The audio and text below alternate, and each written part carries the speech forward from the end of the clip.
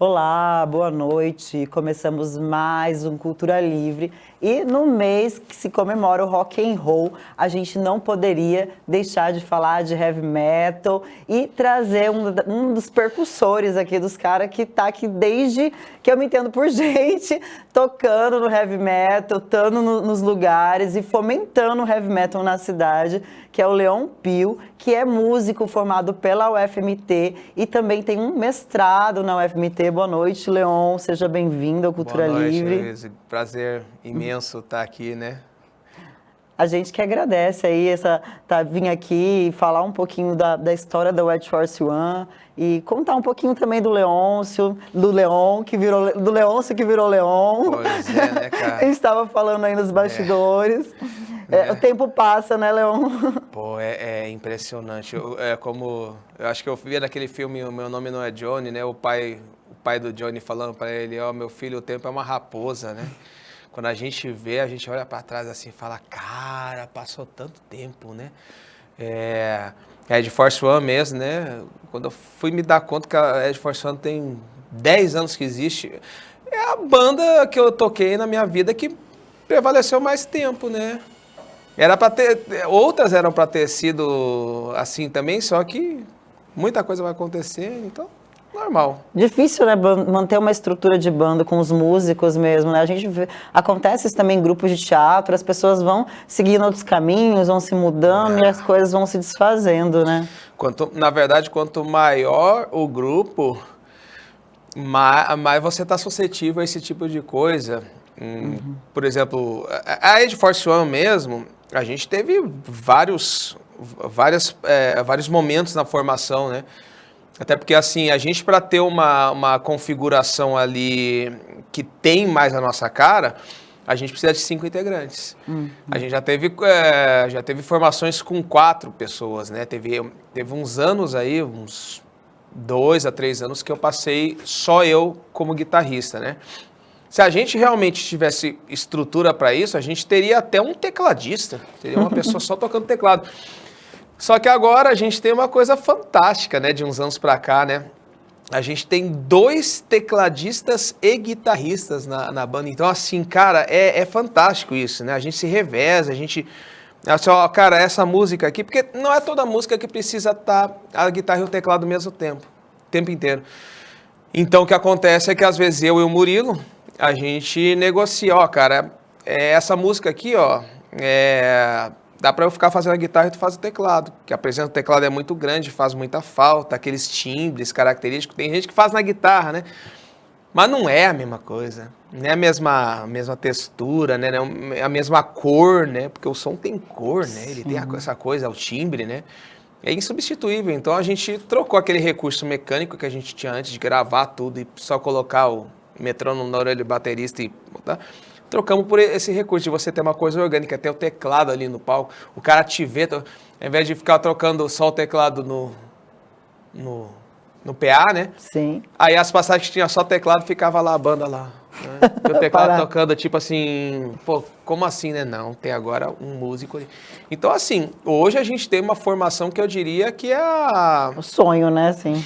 Cara, eu vou te dizer, eu diria que eu tô no meu apogeu enquanto artista, assim, né? Eu tô tendo uma formação muito grata mesmo. E isso tudo é fruto de uma carreira longa, né? Assim, de muitos anos, de muito estudo, de muita dedicação. Você podia contar aí para o público para te conhecer melhor, Leon, como que vem a sua paixão pelo metal, né? Pelo rock. E aí, como que você começa a ir para a faculdade de música? Contar um pouquinho aí, resumidamente, sua história e sua carreira desde o início. São 27 anos, né? Eu tô com 43, é mais da metade da minha vida, né? 27 anos em que eu nunca tive outra profissão, né? Eu nunca trabalhei com outra coisa sem ser música, né? Eu sou professor hoje da rede estadual, dou aula de música na rede estadual, né? E assim... O começo foi interessante porque o meu despertar para a música, ele foi uma coisa assim, gradual, né? Primeira vez que eu quis comprar um disco foi por influência do meu primo, que eu fui para o Rio Grande do Sul com 12 anos de idade, E aí ele ouvia muita música ativamente, ele comprava discos, né, vinil ainda. Eu gostei do primeiro disco do Gabriel Pensador, e eu cheguei em Cuiabá e comprei um, né. E aí começou. Quando chegou a MTV em Cuiabá em 1995, aí sim foi um despertar. Mas eu também já estava sendo musicalizado pela influência dos meus pais, né? Meus pais eram assim, eles tinham uma coisa muito parecida com o que eu e a minha esposa temos hoje, né? Eles eram muito festeiros, né? Gostavam de pá, de viver a vida, saíam, né? Para ouvir música, para tomar cervejinha. E chegava em casa, assim, já meio embalado, né? E daí tava a gente lá de noite, o som tocando lá na sala. E era Chico Buarque, Villa-Lobos, Cartola. A gente ouvia música erudita, ouvia samba, ouvia MPB. Era muito interessante. Então começou ali. Aí quando eu comecei a jogar videogame na adolescência também, e a música do videogame, até hoje, né, ajudou muito a estruturar a minha inteligência musical, né? Aí chegou a MTV em Cuiabá em 95. Daí ponto. Aí eu vejo lá, comecei a gostar do Paralamas do Sucesso, Cidade Negra, né? E fui vendo. Na hora que eu ouvi Nirvana e Sepultura, cara, aí o bicho pegou. Porque daí eu não me dava conta, mas eu depois de um tempo comecei a entender o que é esse negócio da guitarra, do som da guitarra pra mim, entendeu? Era muito diferente. Fazia uma diferença. Então eu comecei a caminhar naquele sentido. Eu falei, cara, eu quero aprender a tocar guitarra. Eu queria cantar, na verdade, a princípio, mas eu via que sim, que todo mundo que cantava em alguma banda também tocava. Aí eu falei, vou ter que aprender a tocar. Eu quero tocar guitarra, então. E aí foi. Eu comecei a ter umas bandinhas, assim. E eu já meio que gostando muito de heavy metal, fui conhecer Angra, né? Eu vi uma videoaula do Kiko Loureiro, eu nem sabia que ele era do Angra, quando disse, essa é a banda do Kiko Loureiro? Pá, daí ferrou, né? E aí, pá, e é a banda que eu mais gosto até hoje. E eu comecei a ver, Kiko Loureiro fez faculdade de música, Rafael Bittencourt, graduado em música na Santa Marcelina, que por sinal também foi a faculdade onde o André Matos cursou. Aí eu vejo John Petrucci, John Myung e Mike Portnoy do Dream Theater, eram 3 caras que se conheceram fazendo uma universidade de música também nos Estados Unidos. Aí os caras do Rhapsody of Fire também tinham se formado no Conservatório Musical de Milão.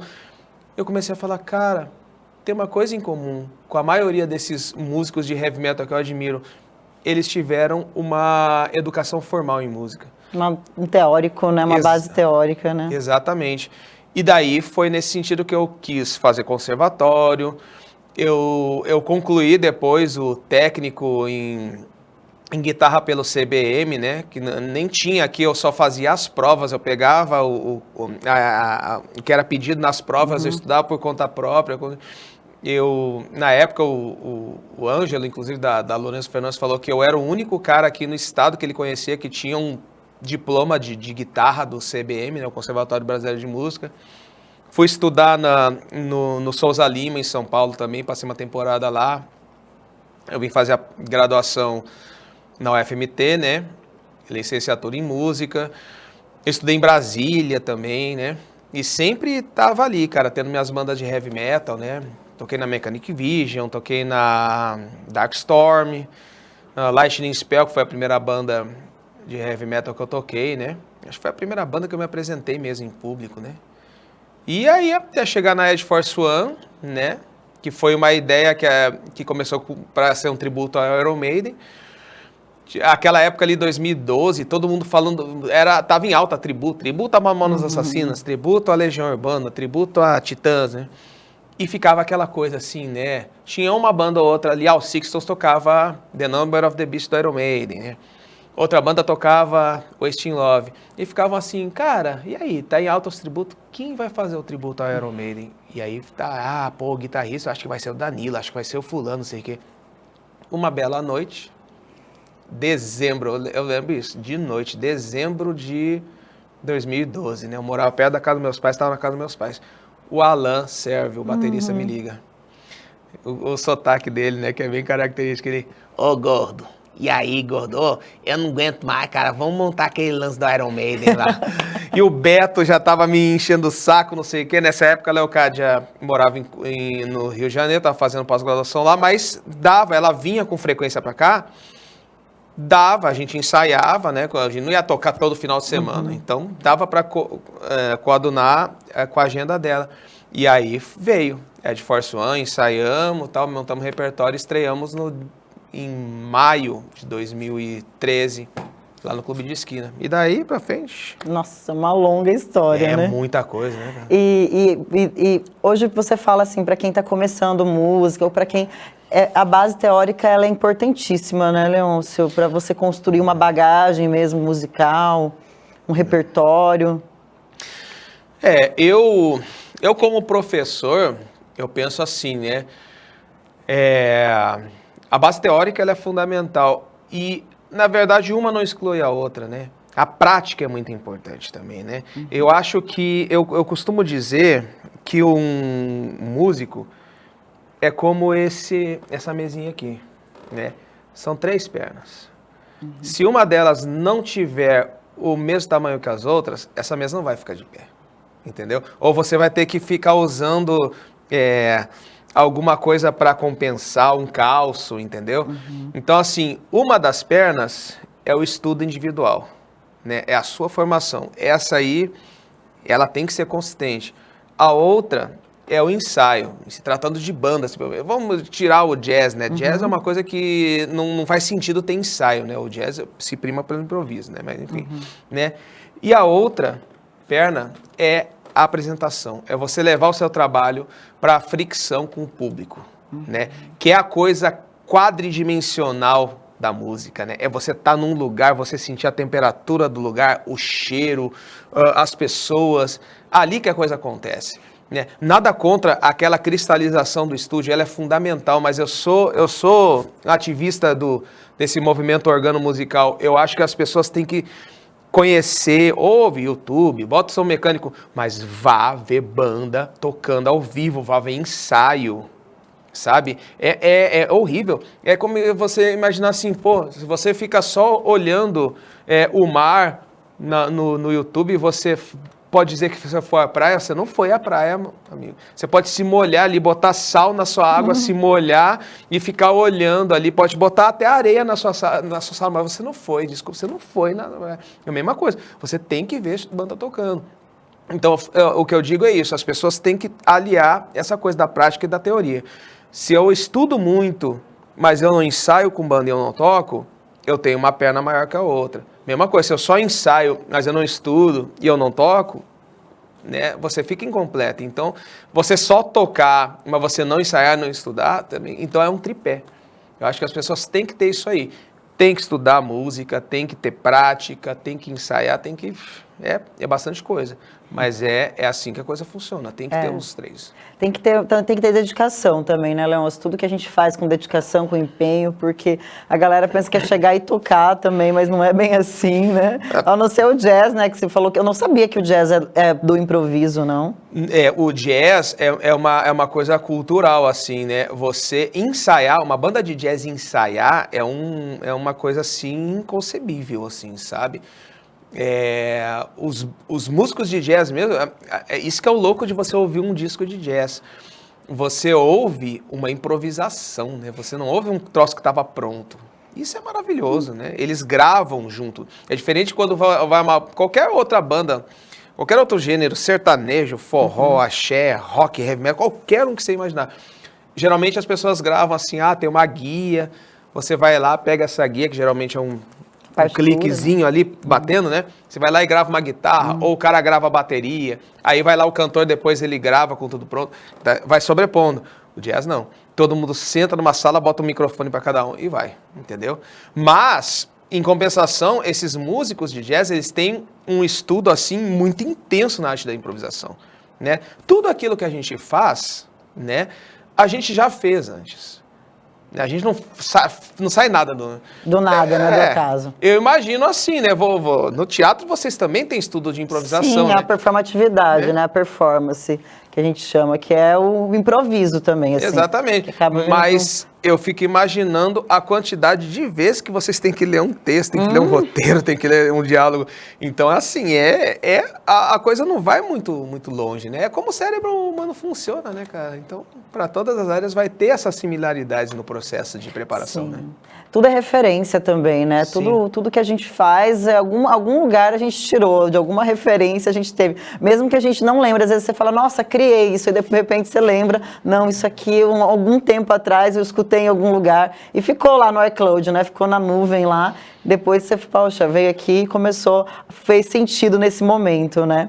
Até por isso que quando eu fiz um curso de composição com um professor da UFRJ, o Paulo Gentil Nunes, ele, no primeiro dia do curso, foram 7 dias, no primeiro dia, ele pediu pra gente uma tarefa de casa que foi fantástica, foi libertadora isso, né? Ele chegou pra gente e falou assim, vocês já se deram, né, ao luxo de procurar a palavra composição no dicionário? Cara, a gente foi ver, você vê composição, você não encontra, pelo menos assim, de 2 dicionários que eu já tive essa curiosidade, você não encontra a palavra criar. Compor não é criar. Entendeu? Compor é outra coisa. É compor, de composição, né? De você juntar coisas, né? E aí que vem o negócio que eles chamam, não lembro exatamente que área do conhecimento, que é a referência de segunda ordem, né?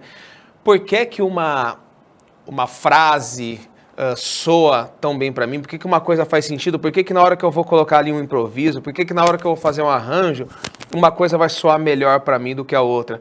Porque tem aquela montagem, né? Eu quando fui jogar jogos antigos que eu jogava de Super Nintendo, né?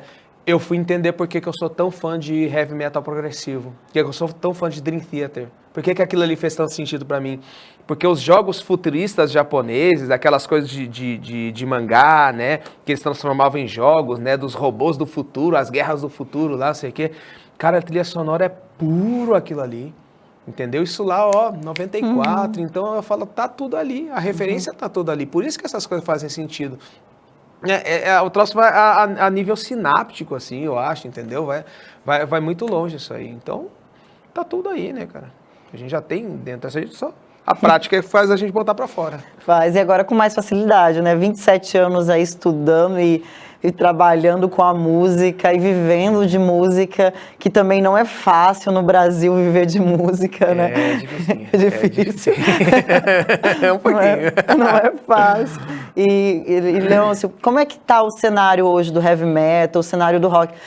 A gente teve tempos aqui do cenário do rock and roll, do heavy metal, tá assim, muito alto, muito grande, e de repente a gente viu que a coisa foi meio minando aqui em Cuiabá, o sertanejo tomando conta. Como é que você vê hoje o rock? Você acredita que ele está voltando com mais força? Ou sempre teve desse jeito? Qual que é a sua percepção, né, sobre isso? Eu vejo que o rock, né, também está seguindo uma situação semelhante ao heavy metal. Vamos pensar assim, cara, eu fui ver esses dias, né, cara, o Megadeth tá fazendo 40 anos. 40 anos, não é 40 anos do Dave Mustaine. Dave Mustaine já tá com 60. Né? O Black Sabbath tem 60 anos. Entendeu? 60 não, 50, né? Mas, cara, olha só, entendeu? Você pega, vou pegar, assim, bandas recentes. O Sistema Fadal tá 27 anos. Entendeu? Então, assim, o que está acontecendo é que os grandes nomes, eles ainda são muito rentáveis. Mas, assim,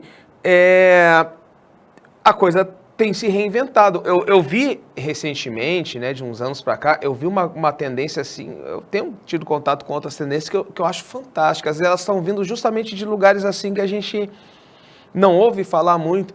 Eu vi um gênero que eles chamam de Kawaii Metal, lá do Japão, né, que surgiu lá, né, que que o principal o carro-chefe desse Kawaii Metal é uma banda chamada Baby Metal. Cara, aquilo ali, a primeira vez que eu vi, eu fiquei assustado, assim, eu falei, cara, como...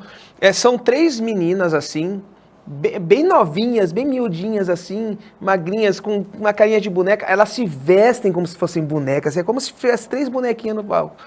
Elas cantam, assim, elas têm uma coisa assim nos refrões pop, mas, cara, a música, musicalmente, é death metal puro, cara.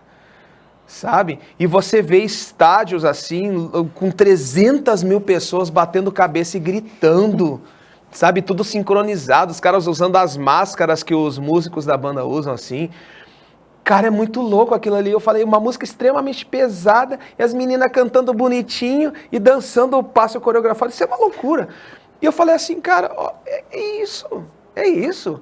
A coisa, ela vai se reinventando, né? Eu tenho ouvido coisas recentes aí, cara, a gente não vai muito longe não, falando do sertanejo, né? Eu lembro quando eu toquei em dupla sertaneja, que eu não lembro se foi no Ouro Preto Boiadeiro ou no Peterson e Everson, né? Que daí eu cheguei lá pra tocar minha guitarra e pensando assim, não, eu vou pegar a guitarra aqui de levinho e tal, né? Guitarra limpa, não sei o quê.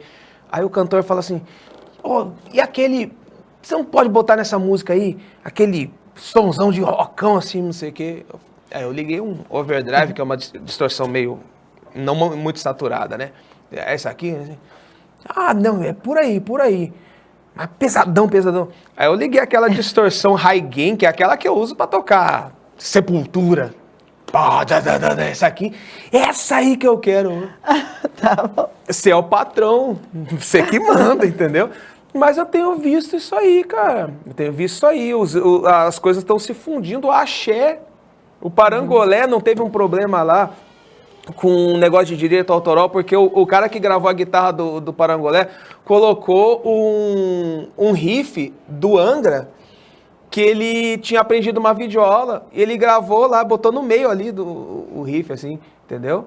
E daí eles responderam pro processo por plágio, não sei o quê, né? E deu um maior bafafá isso aí. Mas olha só, os caras não axé, botando guitarra distorcida como se fosse assim. Então, assim, eu vejo que as coisas estão num sentido, assim, de se reinventar, né? Até aqui em Cuiabá eu percebo que o próprio sertanejo não tá tanto essas coisas como tava antes, entendeu? Então as coisas estão se reinventando. Todos os gêneros, eles para respirar, eles precisam trocar a pele, né? Sim. Que nem a cobra, né? Não dá para continuar com a mesma estrutura. A mesma de sempre. roupagem, né? A coisa muda mesmo. É E inevitável. é verdade, a gente vê isso, né? Se a gente for pegar no início da música lá, a gente for da história da música, quando a música começa a surgir, as coisas, como foi evoluindo, né? Então é isso, é uma evolução mesmo, né? Cada década que passa, as coisas vão mudando, é o contemporâneo, né? Que chama. É o tal do contemporâneo aí, batendo na porta.